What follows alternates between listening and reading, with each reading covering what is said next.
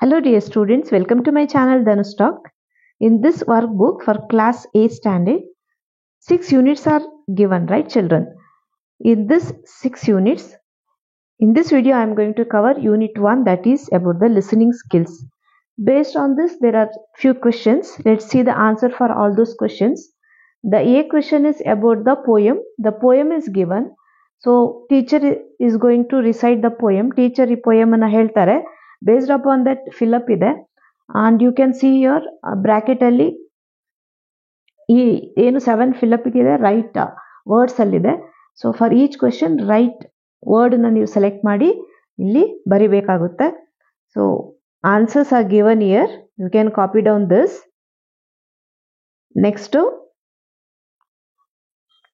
one more poem ಇದೆ ಇಲ್ಲಿ. So you have to recite this. ಹೇಳಬೇಕಾಗುತ್ತೆ ಈ poem ಅನ್ನ. And you have to check the rhyming words.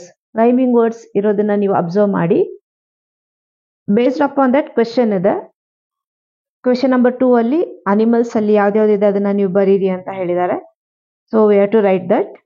Then third question ಅಲ್ಲಿ listen to the rhyme carefully and you have to fill up. So read the poem and for given questions write the answers. So ಇಲ್ಲಿ answer ಕೊಟ್ಟಿದ್ದಾನೆ. So you can copy down this. Fourth question ಅಲ್ಲಿ third line ಮತ್ತೆ 8th line ಅಲ್ಲಿ ಆ poem ಅಲ್ಲಿ ಬರುವಂತದ್ದನ್ನ ನೀವು read ಮಾಡಿಬಿಟ್ಟು ಅದರಲ್ಲಿ ಇರುವಂತ ರೈಮಿಂಗ್ ವರ್ಡ್ಸ್ ಅನ್ನ ಬರೀರಿ ಅಂತ ಹೇಳಿದ್ದಾರೆ, right? Then fifth one is you have to write the plural forms. So dog, puppy, stick ಕೊಟ್ಟಿದ್ದಾರೆ, ಅದಕ್ಕೆ ನೀವು ಏಕವಚನ ಕೊಟ್ಟಿದ್ದಾರೆ. You have to write the ಬಹುವಚನ plural. The next one is in question D ಅಲ್ಲಿ ಒಂದು ಪ್ಯಾಸೇಜ್ ಕೊಟ್ಟಿದ್ದಾರೆ.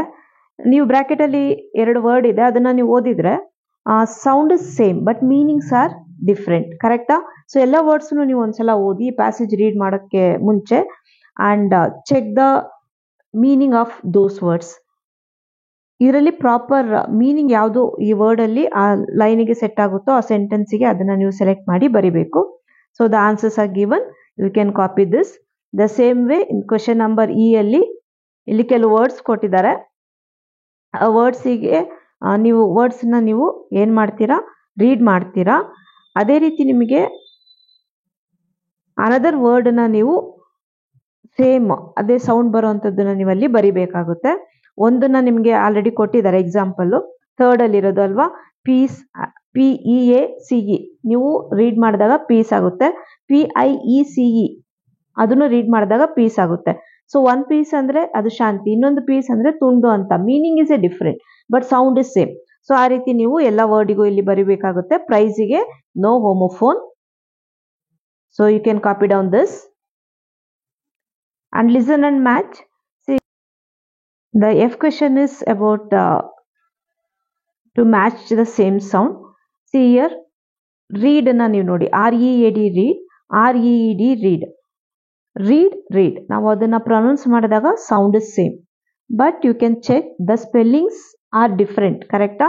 And even the meanings are different. Spelling and meaning are different but it sounds the same. So you have to match. ಯಾವುದು sound sames ಬರುತ್ತೆ ಆ ವರ್ಡ್ನ ನೀವು match ಮಾಡಬೇಕಾಗುತ್ತೆ. Next question number H ಅಲ್ಲಿ ಪ್ರೊವರ್ಬ್ಸ್ ಇದೆ. ದೆನ್ ಅದ್ರ ಕೆಳಗೆ ಬಾಕ್ಸ್ ಅಲ್ಲಿ ಕೆಲವು ವರ್ಡ್ಸ್ ಕೊಟ್ಟಿದ್ದಾರೆ. ನೆಕ್ಸ್ಟ್ ಫಿಲಪ್ ಇದೆ. ರೈಟ್ ಪ್ರೊವರ್ಬ್ನ ನೀವು ಸೆಲೆಕ್ಟ್ ಮಾಡಿ ಇಲ್ಲಿ ಆನ್ಸರ್ ಅನ್ನ ಬರಿಬೇಕಾಗುತ್ತೆ. So it is done for you. You can pass the video and write the answers, otherwise you can take the screenshot also and you can write the answer. Then riddles ಕೊಟ್ಟಿದ್ದಾರೆ ಇಲ್ಲಿ.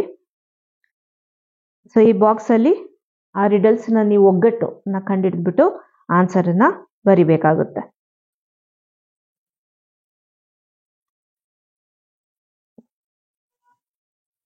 Next is J. Fill in the blanks with a, an, or the. You know that a is used before a noun. ಒಂದು noun before a noun ನಾವು a ನ use ಮಾಡ್ತೀವಿ. ಅಂದ್ರೆ already we know the speaker. ನಮಗೆ speaker ಯಾರು ಅಂತ ಗೊತ್ತಿದೆ, listener ಯಾರು ಅಂತ ಗೊತ್ತಿದ್ದಾಗ a ಬರಿತೀವಿ. ದೆನ್ ಆನ್ ಬಂದ್ಬಿಟ್ಟು consonant sound. Before a consonant sound we have to use. then the, you know that we are referring to the specific, then we have to use the. So according to that, it is given here.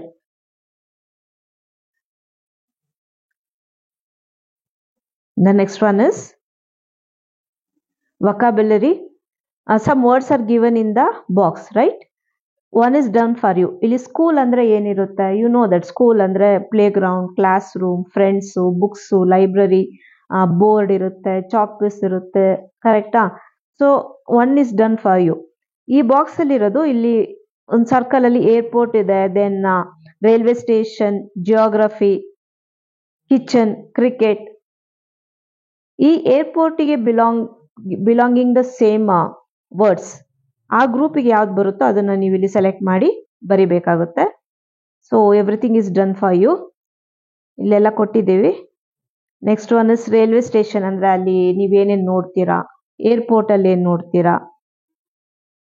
Geography ಅಂದ್ರೆ ಯಾವ್ದ್ಯಾವ್ದು cover ಆಗುತ್ತೆ, rivers, forest, ಕರೆಕ್ಟಾ?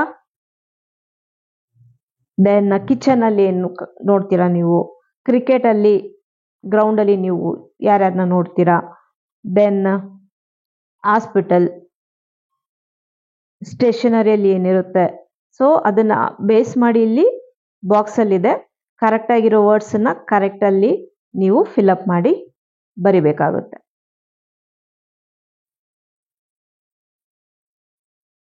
Air compound words are given ಅಂದ್ರೆ ಒಂದು word ಮತ್ತೆ ಇನ್ನೊಂದು word combined ಆದಾಗ it will give some meaning, it will give a proper meaning. So A ಮತ್ತೆ ಬಿ ನ ಮ್ಯಾಚ್ ಮಾಡಿ you have to write the words. The next one is fill up is given, we have to write the appropriate compound words. So ಇಲ್ಲಿ ಮೇಲೆ ನೀವು ಏನು compound words ನ ಇಲ್ಲಿ A ಮತ್ತೆ ಬಿ ನ ಮ್ಯಾಚ್ ಮಾಡಿ ಬರ್ದಿದಿರೋ, ಸೊ ಬೇಸ್ ಮಾಡಿ ಇಲ್ಲಿ ಒಂದು ಪ್ಯಾಸೇಜ್ ಇದೆ, ಕರೆಕ್ಟ್ ಕಾಂಪೌಂಡ್ ವರ್ಡ್ಸ್ ನ ನೀವಿಲ್ಲಿ ಬರಿಬೇಕಾಗುತ್ತೆ. The next one is sit in groups and write the different forms of the words given. Noun, verb, adjective, verb, adverb ನ ನೀವಿಲ್ಲಿ ಬರಿಬೇಕಾಗುತ್ತೆ. Fine. So everything is done for you. Already ನೀವು 7th 6th ಅಲ್ಲೆಲ್ಲ ಓದಿರ್ತೀರಾ. Noun, verb, adjective, adverb, conjunction, interjection, all the parts of speech ನ definition ನಿಮಗೆ already ಗೊತ್ತಿರುತ್ತೆ. So easily you can write this.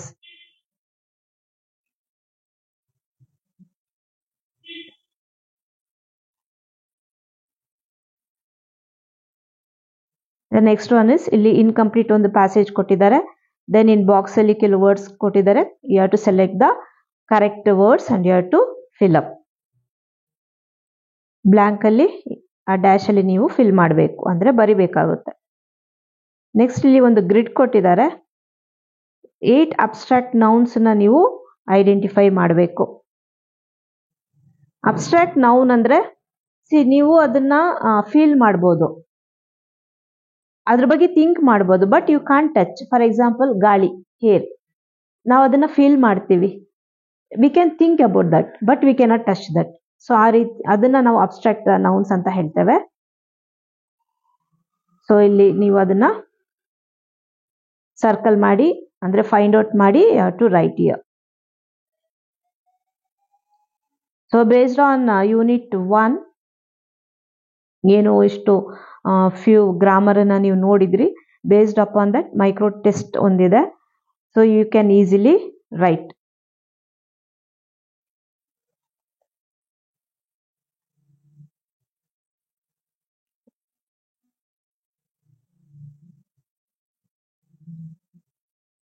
Sorry childrens, this one speaking page number 4 ಅನ್ನ ಮರ್ತ್ಬಿಟ್ಟೆ.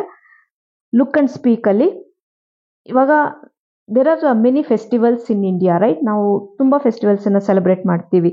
V can see the religions like Hindu, Muslim, Christians. So ಎಲ್ಲರಿಗೂ ಅವ್ರವ್ರದ್ದೇ ಅಂತ ಒಂದು festivals ಇದೆ, ಕರೆಕ್ಟಾ? ಇಲ್ಲಿ ಏನ್ ಹೇಳಿದ್ದಾರೆ ಅಂದ್ರೆ, ನೀವು ಒಂದು ನ್ಯೂಸ್ ಪೇಪರ್ ಅಲ್ಲಿ ಎನಿ ನ್ಯೂಸ್ ಪೇಪರ್ ಅನ್ನ ನೀವು ತಗೊಂಡು ಅದರಲ್ಲಿ ಇಂಡಿಯನ್ ಫೆಸ್ಟಿವಲ್ಸ್ ಏನಾದ್ರು ಪಿಕ್ಚರ್ಸ್ ಇದ್ರೆ ನೀವು ಅದನ್ನ ಕಲೆಕ್ಟ್ ಮಾಡ್ಕೊಳ್ಳಿ ಅಂತ ಹೇಳಿದ್ದಾರೆ. ಪ್ರೆಸೆಂಟ್ ಇನ್ ದ ಕ್ಲಾಸ್ ಅಂತ ಹೇಳಿದ್ದಾರೆ. ಇಲ್ಲಿ ಒಂದು ದಿವಾಲಿ ಫೆಸ್ಟಿವಲ್ ಬಗ್ಗೆ ಒಂದು ಪ್ಯಾರಾಗ್ರಾಫ್ ತರ ಕೊಟ್ಟಿದ್ದಾರೆ. ಸೊ ನೀವು ಯಾವ್ದಾದ್ರು ಫೆಸ್ಟಿವಲ್ಸ್ ಬಗ್ಗೆ ಬರಿಬೋದು. ಹೇಗೆ ಬರಿಬೋದು ಅನ್ನೋದು ಒಂದು ಎಕ್ಸಾಂಪಲ್ ಅನ್ನ ಇಲ್ಲಿ ಕೊಟ್ಟಿದ್ದಾರೆ. It is given right. So according to that ನೀವು ಒಂದು ಪಿಕ್ಚರ್ ಅನ್ನ ಈ ರೀತಿ ಯಾವ್ದು ಫೆಸ್ಟಿವಲ್ ಬಗ್ಗೆ ನೀವು ಬರೀತೀರಾ ಅದನ್ನ you have to select and you have to paste the picture and one example is done for you. ಇದನ್ನೇ ನೀವು ಬೇಸ್ ಮಾಡಿಕೊಂಡು ಒಂದು ಪ್ಯಾರಾಗ್ರಾಫ್ ನ ನೀವು ಆ ಫೆಸ್ಟಿವಲ್ ಬಗ್ಗೆ ಬರೀತೀರಾ. Understood? So we completed this unit 1. The next unit is about reading. So reading skills from page number 11 to 21, listening 1 to 10 we completed. Kindly share among your friends. Yaru subscribe madidiro, please subscribe to my channel. Thank you for watching.